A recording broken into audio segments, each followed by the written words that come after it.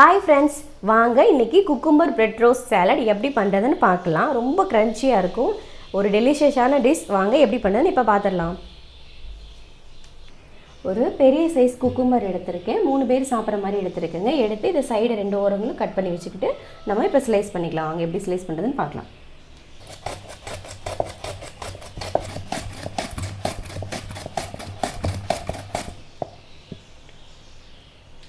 இந்த மாதிரி நீங்க மெல்லிசா ஸ்லைஸ் பண்ணி வெச்சுக்கங்க. பாருங்க என்னோட விரலே கீழ இருக்குது அடிக்குள்ள இருக்கு தெரியும். சோ இந்த மாதிரி ஸ்லைஸ் பண்ணி வெச்சுக்கங்க.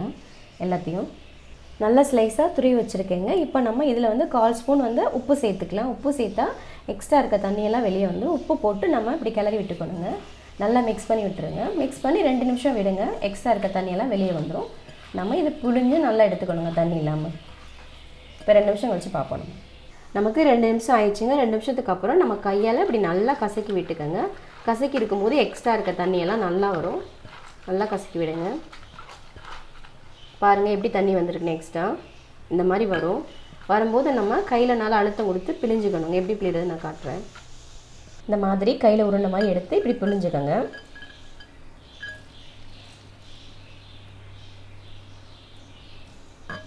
தண்ணி இருக்க கூடாது. சுத்தமா புழிஞ்சிடுங்க எல்லா தண்ணியும்.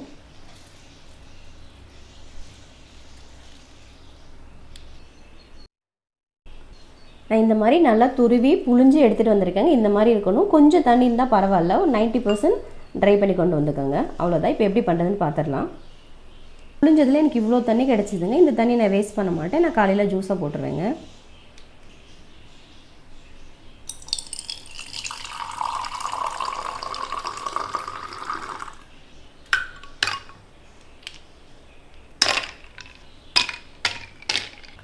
ஒரு garlic எடுத்துர்க்கேங்க. இது நல்லா துருவிக்கணும்.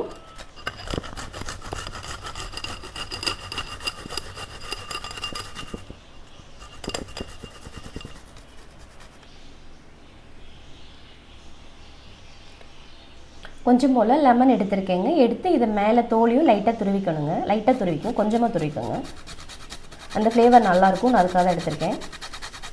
கொஞ்சம் போல லெமன் இதல புளிஞ்சு விட்டுக்கலாங்க. கொஞ்சம் போல ஸ்ப்ரிங் ஆனியன் எடுத்து நல்லா ஃபைனா சாப் பண்ணி வச்சுக்கோங்க.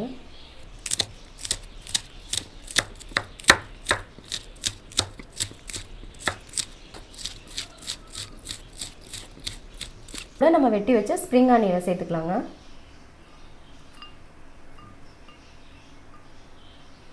நான் இது கூட ப்ளூபெர்ரி யோகர்ட் சேர்த்துக்கறேங்க.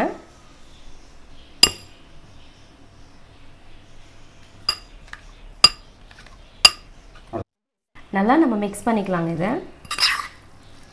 இந்த யோகர்ட் போடும்போது நல்லா கிரீமியான டேஸ்ட் இருக்கும். நான் அதனால தான் சேர்த்திருக்கேன். நல்லா mix பண்ணிக்கலாம்.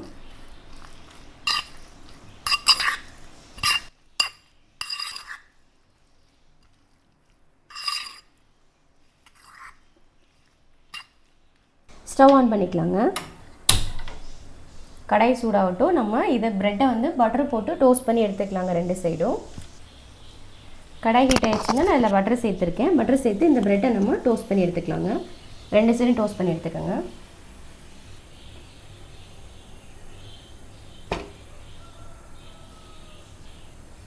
நல்ல கிறிஸ்பியா நம்ம டோஸ்ட் பண்ணி எடுத்துக்கலாங்க.